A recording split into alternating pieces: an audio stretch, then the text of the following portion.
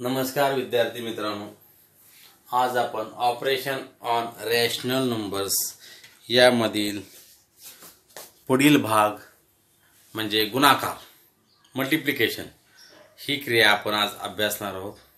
तर पाहूया एक उदाहरण। मल्टिप्लिकेशन म्हणजे काय? गुणाकार, परिमेय संख्यावरील क्रिया। आता गुणाकार करताना काय करायचं, महत्त्वाची गोष्ट लक्षात घ्या।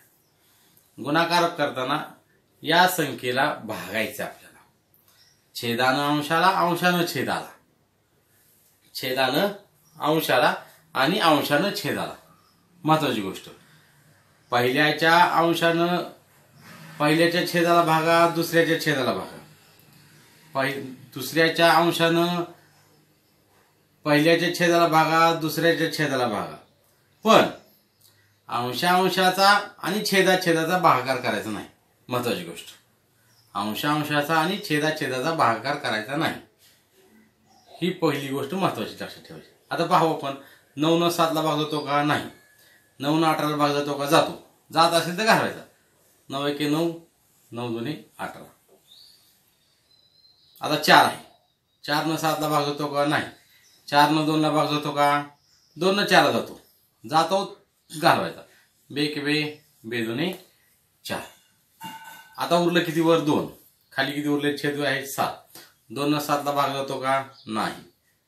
भागाकाराची क्रिया संपल्यानंतर अंशाचा गुणाकार, बे के बे आणि 7 एके 7। अशा पद्धतीने आपण हे उदाहरण सोडवलेलं आहे। लक्ष द्या, व्यवस्थित पहा।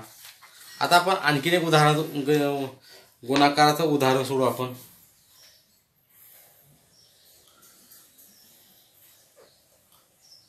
बारा छेद 5 गुणिले वजा 10 छेद 3। आता पहा, ही सुद्धा असंच करायचंय। वजा चिन्ह आपण त्या वजा चिन्हाचा विचार नंतर करणार।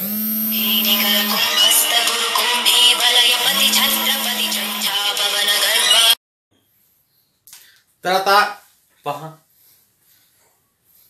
12 5 3। आता जर नीट बघितलं आपण, लहान संख्या आहे 5, 5 न ह्या 10 ला भाग जातो। 5 एक 5, 5 दुने 10। 2 आहे, 12 ला भाग घालवायचा नाही, जातोय पण घालवायचं नाही। 3 आहे, बघा छेदस्थानी आहे, 3 एके 3, 3 चौक 12, 3 एके 3, 3 चौक 12। आता छेदस्थानी 1 उरलेला आहे, अंशस्थानी 4 2 आहे। आता 1 उरल्यामुळे भाग संपलेला आहे। 4 दुने 8, छेद 1 1 आहे, नाही मांडला तरी चालेल। आता इथं वजा चिन्ह आहे, हे वजा चिन्ह द्यायला विसरायचं नाही, हा महत्वाचा भाग आहे। पुढील भाग पाहणार आपण, मल्टिप्लिकेटिव्ह इनव्हर्स, गुणाकार व्यस्त। गुणाकार व्यस्त। आता व्यस्तामध्ये 2 प्रकार आहेत, बेरीज व्यस्त आणि गुणाकार व्यस्त। बेरीज व्यस्त कुणाला म्हणायचं? ज्या 2 संख्यांची बेरीज 0 येते, ज्या 2 संख्यांची बेरीज 0 येते त्याला आपण बेरीज व्यस्त असं म्हणतो। म्हणजे उदाहरणार्थ 4 असेल, 4 ची बेरीज संख्या वजा 4, वजा 5 असेल, त्याची बेरीज व्यस्त संख्या अधिक 5। म्हणजे एक संख्या धन असेल तर ती दुसरी संख्या ऋण असते, ही बेरीज व्यस्त। आता आपल्याला पाहिजे गुणाकार व्यस्त। गुणाकार व्यस्त म्हणजे काय? की ज्या 2 संख्यांचा गुणाकार 1 येतो, ज्या 2 संख्यांचा गुणाकार 1 येतो त्या संख्यांना आपण गुणाकार व्यस्त संख्या असं म्हणतो।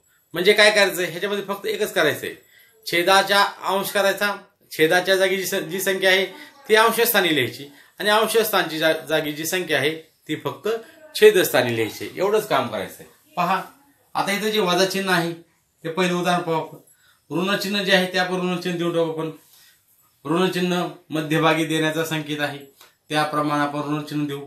आता छेद किती आहे? 8 आहे, अंश किती आहे? छेद, छेदाच्या जागी अंश, अंशाच्या जागी छेद, म्हणजे किती? पहा 8 आणि अंश किती आहे? 3, तो कुठं आला? आता छेद। हे झालं गुणाकार व्यस्त, एवढंच। आता ही संख्या पाहू आपण, तर ह्याला आधी आपण अपूर्णांकामध्ये करू। तुम्हाला सांगितल्याप्रमाणे ऋण चिन्ह आहे, आधी देऊन टाकू। यापूर्वीच आपण अशा प्रकारचं उदाहरण पाहिलेलं आहे।